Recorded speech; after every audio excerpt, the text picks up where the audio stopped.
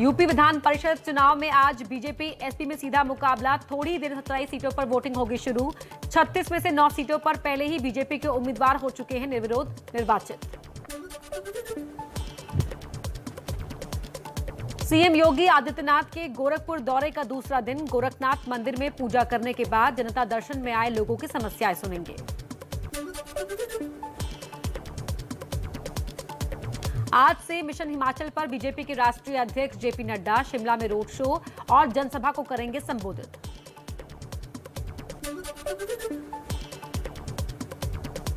हिमाचल में आम आदमी पार्टी के प्रदेश अध्यक्ष अनूप केसरी, संगठन महामंत्री सतीश ठाकुर और ऊना के अध्यक्ष इकबाल सिंह ने थामा बीजेपी का दामन। दिल्ली में जेपी नड्डा की मौजूदगी में बीजेपी में हुए शामिल। मुंबई में शरद पवार के घर के बाहर हुए प्रदर्शन पर 23 महिलाओं समेत 105 लोगों के खिलाफ केस दर्ज। प्रदर्शनकारियों ने पवार की बेटी सुप्रिया सुले को भी घेरा था। सीएम उद्धव ठाकरे ने दिए जांच के आदेश।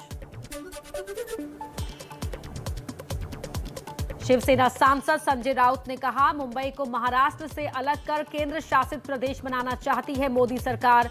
राउत का दावा, दिल्ली में अंदर खाने चल रही है मीटिंग। शिवसेना सांसद संजय राउत ने बीजेपी पर लगाया भ्रष्टाचार का आरोप। कहा, आईएनएस विक्रांत में भ्रष्टाचार का मुद्दा संसद में उठाएंगे। दिलीप सोमैया ने ये पूरा पैसा जमा किया है शिव विक्रांत के नाम पर और उनके बेटे ने पूरे देश भर से करोड़ों रुपया है। वो पैसा पीएमसी बैंक के माध्यम से उसका मनी लॉन्ड्रिंग हुआ है।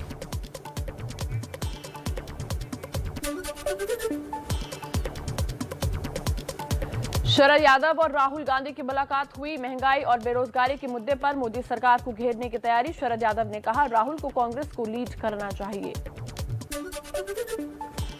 जमीन विवाद में फंसी राज्यसभा सांसद जया बच्चन। भोपाल में पैसे के सौदे में डील से ज्यादा पैसे मांगने के आरोप। कोर्ट ने 30 अप्रैल को जया बच्चन को पेश होने का आदेश दिया। महाराष्ट्र में हो सकता है बिजली संकट। कांग्रेस प्रदेश अध्यक्ष नाना पाटोल ने कहा, केंद्र की मोदी सरकार से नहीं मिल रहा कोयला।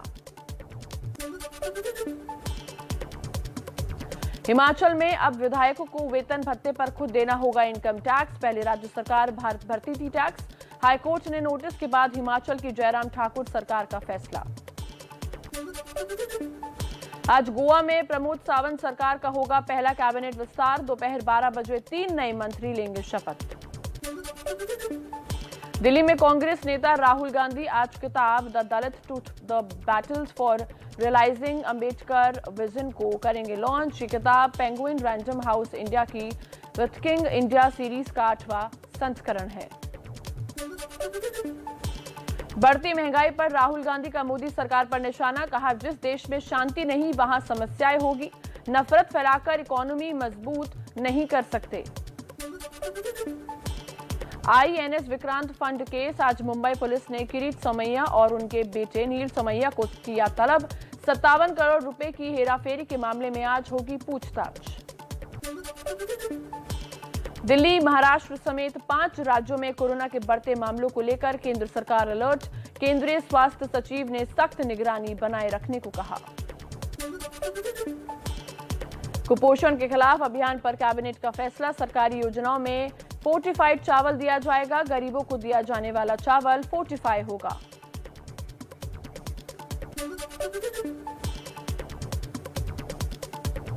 जम्मू कश्मीर में 2 जगह आतंकियों से एनकाउंटर चल रहा है। अनंतनाग और कुलगाम में सुरक्षा बलों ने कुछ आतंकियों को घेर लिया है। अनंतनाग में 1 से 2 आतंकी घिरे हैं तो कुलगाम में 2 से 3 आतंकी घेर लिए गए हैं। श्रीनगर में अलगाववादियों ने लगाया आजादी का नारा। जुमे की नमाज के बाद जामिया मस्जिद के पास लगाए गए नारे। सोशल मीडिया पर वायरल हुआ वीडियो।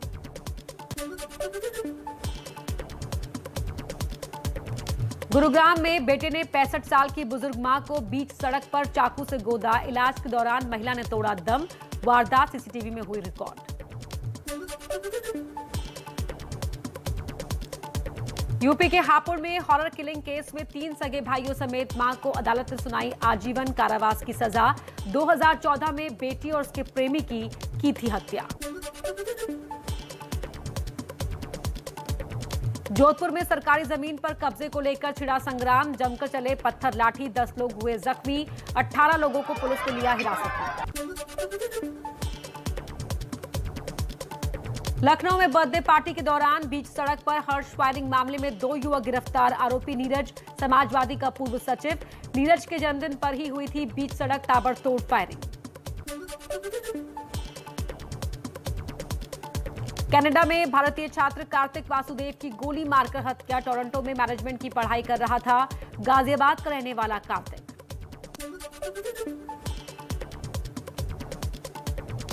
आधी रात को यूपी सीएम ऑफिस का ट्विटर अकाउंट हुआ हैक, हैकर ने सैकड़ों लोगों को टैग कर किए कई सारे ट्वीट, काफी देर बाद ठीक हुआ सीएमओ का ट्विटर हैंडल।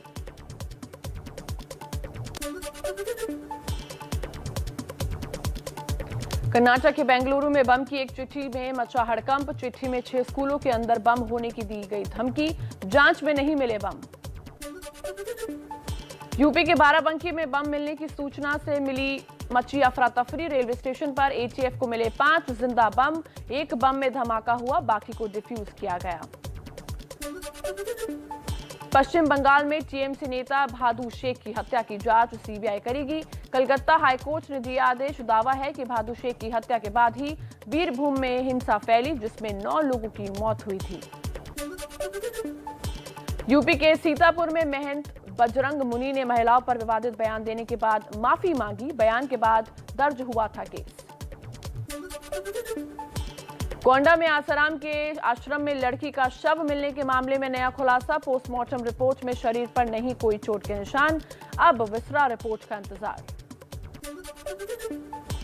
कानपुर में सेंट्रल बैंक के लॉकर से जेवरात गायब होने का मामला, हिरासत में बैंक मैनेजर समेत 3 लोग, पुलिस ने की कर्मचारियों से पूछताछ, खाता धारकों ने किया था धरना प्रदर्शन।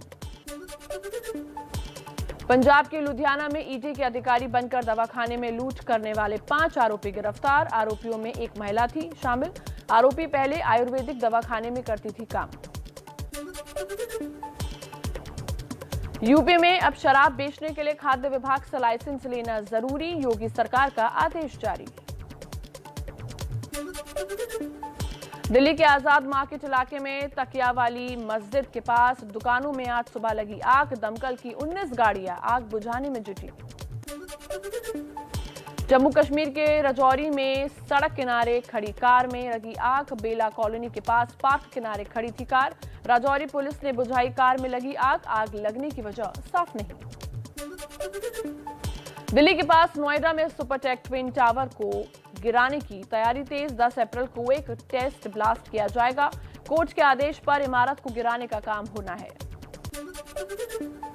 दिल्ली में सीएनजी की बढ़ती कीमतों के खिलाफ जंतर मंतर पर प्रदर्शन, ऑटो और कैब चालकों ने दी हड़ताल की धमकी।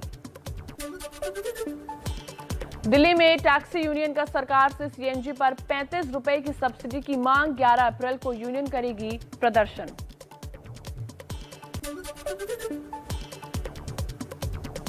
बीते एक हफ्ते में केरल में 2321, मिजोरम में 814, महाराष्ट्र में 794, हरियाणा में 367 तो दिल्ली में 826 नए कोरोना केस दर्ज हुए। 18 साल के ऊपर लोगों को लग सकेगी कोरोना वैक्सीन की booster dose, private vaccination centre पर लगेगी वैक्सीन। अयोध्या में भव्य रामनवमी मेले की चल रही है तैयारी, बड़ी संख्या में पहुंच रहे हैं श्रद्धालु, 10 से 15 लाख भक्तों का अयोध्या पहुंचने का अनुमान, सुरक्षा व्यवस्था में लगा प्रशासन। इंदौर में 3 दिन की फार्मटेक एशिया प्रदर्शनी का आयोजन, एग्जीबिशन में किसानों के साथ छात्र भी पहुंचे, यहां उन्नत कृषि से जुड़े हुए 200 प्रोडक्ट दिखाए गए। हिमाचल में गर्मी के साथ सूखे जैसे हालात, मार्च महीने में कम बारिश होने की वजह से स्थिति खराब, मौसम विभाग के मुताबिक 14 सालों में पहली बार इतनी कम बारिश हुई है। दिल्ली में टूटा गर्मी का 12 साल का रिकॉर्ड, अप्रैल के पहले हफ्ते में पारा 40 के पार, प्रदूषण का स्तर भी खराब, लू और गर्मी से फिलहाल राहत मिलने के आसार नहीं। गुजरात के राजकोट में भी बढ़े नींबू के दाम, बाजार में 250 रुपए किलो मिल रहा है नींबू, जरूरत से कम फसल पहुंच रही है मंडी।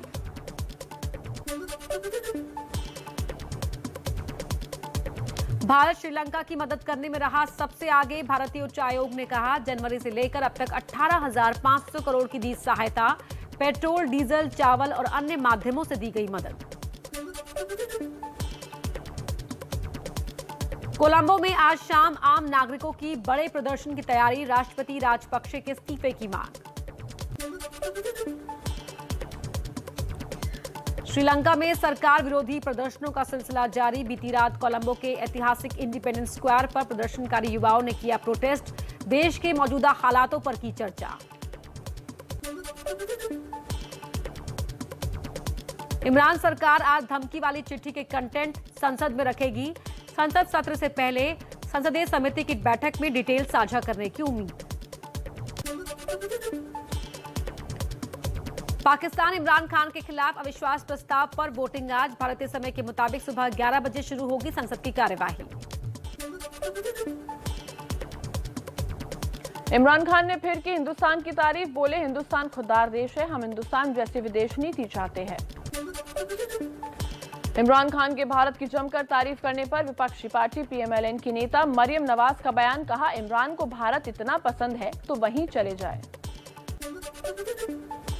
मुंबई हमले के गुनहगार हाफिज सईद को पाकिस्तान की अदालत ने 31 साल की सजा सुनाई। टेरर फंडिंग के 2 मामलों में आदेश। भारत की कूटनीति में अमेरिका के दबाव से पाकिस्तान को करनी पड़ रही है कार्रवाई।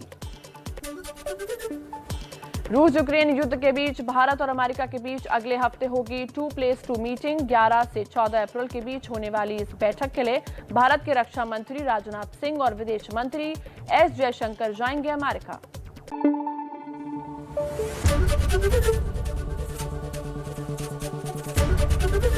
एबीपी न्यूज आपको रखे आगे।